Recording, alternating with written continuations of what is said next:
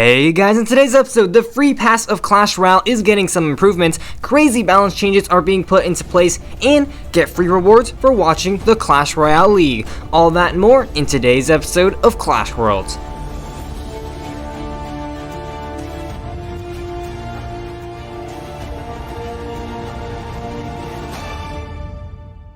Hey guys, Legendaray here, and welcome back to another episode of Clash Worlds. In this weekly show, we take a look at the most recent announcements from the Clash Royale team, the hottest topics in CR esports, as well as what's going on in the community. Then, we'll finish off the episode by breaking down the meta and featuring my off-meta deck of the week. If you're enjoying Clash Worlds, then please leave a like, subscribe, and hit that bell to be notified of every new video that comes out. Also, go check me out on Instagram and Twitter, links in the description, and with that out of the way, let's get right into the first section, New in the Arena.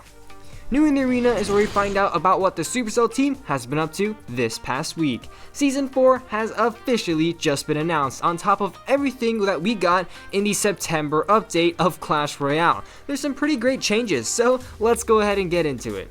First, we've got, of course, the new Halloween theme of Shocktober Season 4. This includes an absolutely amazing purple loading screen, a very nice Spooktober arena, as well as these amazing pumpkin tower skins. These are honestly my favorite tower skins and arenas so far, so man, this team is doing an absolutely amazing job on the aesthetics. You also know this already, but the Elixir Golem is being released, well, on Monday. This new win condition gives you so much HP for simply 3 elixir, with the twist of also giving your opponent's elixir when destroyed. It's definitely going to be a very interesting win condition for sure. I can't wait to go ahead and play it in game.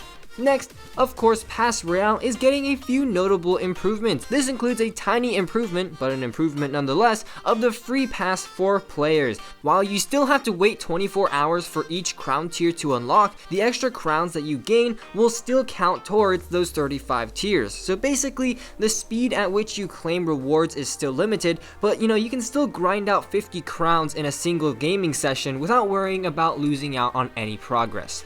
Next, when a player buys the pass, the clan also gets gifts, which you can claim in the clan chat. The amount of gold you can claim depends on your king level, up to 500 gold at king level 13. Each player can only collect 10 of these gifts each season, but hey, 5,000 free gold at level 13? I'll take it.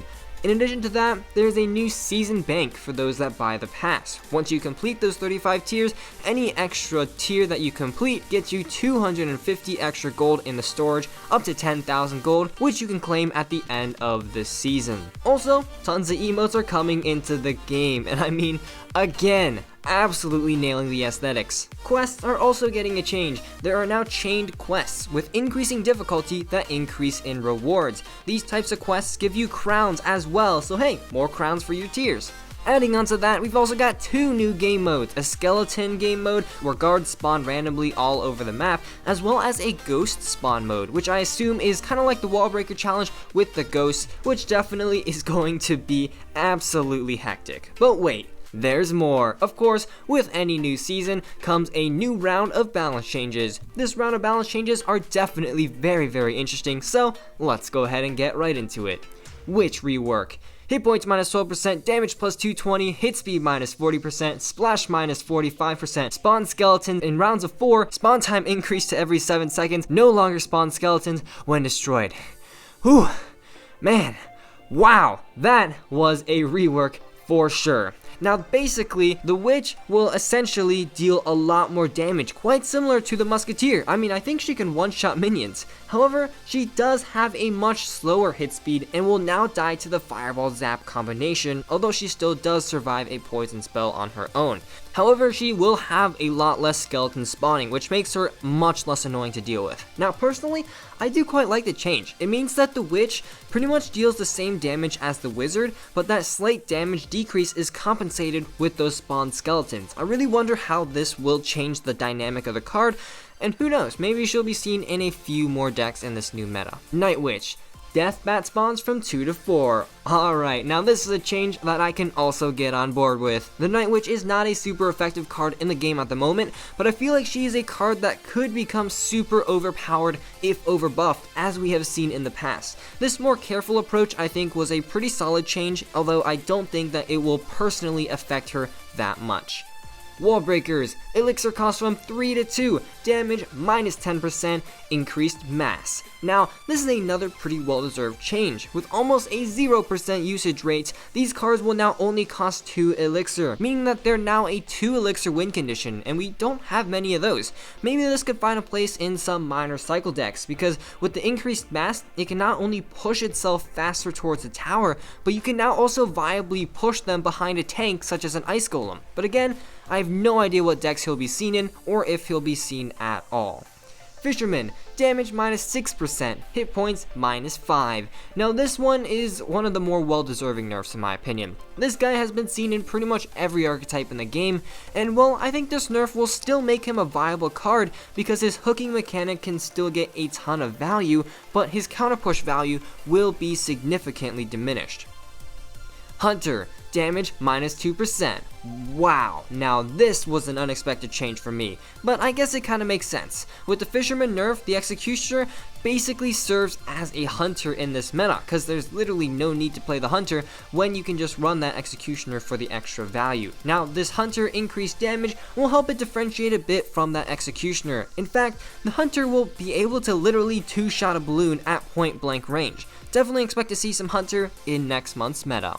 Snowball, knockback minus 17%. Now this change is another small change to the card, but will hopefully boost usage for the Zap spell just a little bit more. Not too much else to say, it's still going to be a very useful spell with that slowing aspect. So there we go, everything coming in Season 4 of Clash Royale. Again, I think these seasons are just getting better and better, but hey, that's just my opinion. Be sure to let me know yours in the comment section below. And now that's going to do it for New in the Arena. It's time to check out the esports update. The Esports Update is a segment where we take a look at the new and rising pro players as well as recent esports competitions. Now, this week, you can actually get free rewards from simply watching Clash Royale League streams. All you have to do is go to one of the YouTube CRL live streams, click on this rewards button here, and log in to your Clash Royale account through Supercell ID. Then, just watch a stream for 12 minutes and you get some rewards right into your account. Also, keep in mind that there are 2 streams a week, so you can get double these rewards if you watch both streams. During this current week, you can get a gold chest every stream. Next week, you can get 10 gems for each stream. And finally, 2 weeks from now, each stream that you tune into will give you a gold chest, 2,000 gold, and 10 gems for each stream that you tune into. I mean, it's not much, but hey, it's free stuff. So if you want it, go ahead, just watch it for 12 minutes. If you don't, nothing wrong with it either. And if you're planning on tuning in, the game I would tune in on Saturday is the Immortals vs Fnatic game. And on Sunday, I'd probably watch the Team Queso vs Cream esports match. Now that we're caught up on the most recent esports news, let's check out the rising rumors. As you know, the September update has been one of the most glitchiest updates during the first day of release, and I think this bug here tops it all. I mean, what? I didn't know we were playing solitaire. Now that we've covered the trending topic in the community, let's go ahead and break down the meta. Now with balances coming into place, it's time to make a prediction on how these changes will affect the meta. First things first, I think Fisherman will still be used. His hook mechanic definitely will still be useful, and maybe even seen in a few P.E.K.K.A and Mega Knight control decks, who can kinda cover for that Fisherman's lack of DPS. Witch, well, I think the Witch will be meta too, along with the Executioner, as both of these troops now are pretty major damage dealers along with the Hunter, who I also think will see a decent increase in usage. Wall breakers, honestly, I think they may find a place as well, but it's still going to be a very niche card, kind of similar to how the Earthquake spell is right now. Personally, I think this meta will be quite different. Of course, control will still be super popular as it always is. Maybe we'll see a little bit more giant beatdown, as the more expensive support cards such as Witch and Executioner will kind of require a cheaper tank instead of the Golem. Also, with the introduction of the Elixir Golem, we might even see a new archetype around that, maybe seen in Graveyard or a few more split lane decks as well. So that's the meta for you guys. Now let's check out the off meta deck of the week. That's right, in each Clash Royale episode, we're going to be featuring one off-meta deck that works in the current meta. This week's deck was submitted by a legit pie, and it's a very interesting Goblin Giant Sparky deck. I mean, this deck definitely isn't lacking in DPS, and it also isn't lacking in splash either. I mean, just look at the cards. Essentially, by playing pretty much all defense in single elixir, you should be able to build a massive counter push. Pretty fun deck, so without further ado, let's go ahead and hop right into a match. Alright, so looks like this match here is going to be against a Chinese player. Good luck, and starting off this match, we're going to be waiting for him to make the first move, because, you know, it's a rather expensive deck, and I personally don't fancy placing a Sparky in the back. So he's going to slit Skeletons, maybe, okay, no, it's not 2.9, so we can go ahead and play our Goblin Giant in the back without worrying too much. The Spear Goblins will help deal with the minions right there, no big deal, and he's going to go with a Valkyrie in the back, so... definitely an interesting deck for sure, and we can also play our Inferno Dragon towards the back as well. He's going to be running a Tesla, so that's definitely interesting again, and yeah, Inferno Dragon will just completely obliterate that miner right there. He placed it directly into the stuff right there, so... yeah, there we go. The Inferno Dragon will take all that stuff out, and then we can go ahead and build up a push with the Sparky in the back. So it looks like he's running like a quick miner cycle deck, so that's definitely going to be very interesting for sure. Yeah, looks like he's just going to be miner poison. I don't think he has a big spell. He does have Valkyrie, but we can just kind of load up on the DPS. So let's go ahead and go in right here with Goblin Giant, as well as a Goblin Gang right at the bridge. He definitely, oh wow, that's going to be a ton of value.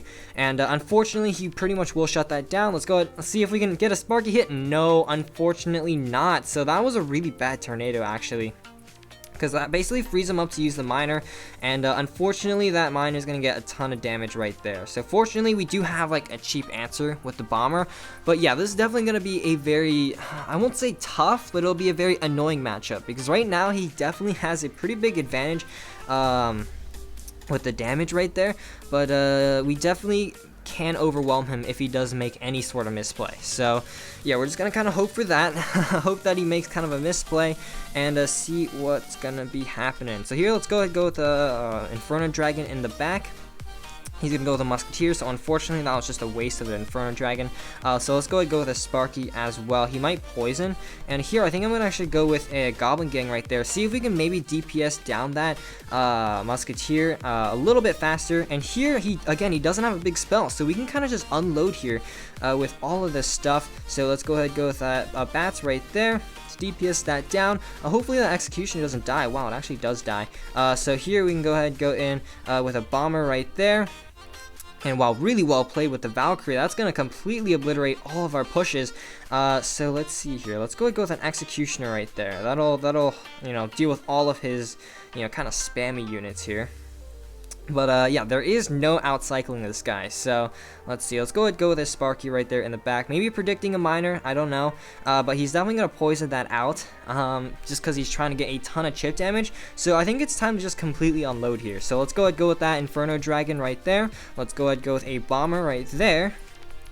And then let's go ahead and follow up with a Goblin Giant in the front. Let's follow up right here with some Bats as well. And yeah, let's go with a Goblin Gang too. Let's go ahead and try and like maybe NATO a possible Valkyrie away, and it kind of works. I guess Sparky get a hit on the tower. Let's go. Sparky gets a hit onto the tower. Is it gonna get a second? Oh my God! Sparky finishes off the tower for an amazing win right there. As you can see, it's such a fast cycle, so it was so difficult, you know, to outcycle his counters. But as you can see, we were just able to overwhelm him with the sheer amount of DPS. So there we go, guys. That was the off-meta deck of the week. I definitely recommend you guys give the deck a try. Just all the splash and the Sparky, the Executioner, the Bomber makes it a really fun deck to play. If you want to submit your own deck to be featured, feel free to leave it in the comment section below. But unfortunately, guys, that's all I've got time for in today's episode. If you enjoyed, please leave a like down below, as well as a subscription to my channel. And as always, this is Legendaray, and I'm signing off. See you guys next time.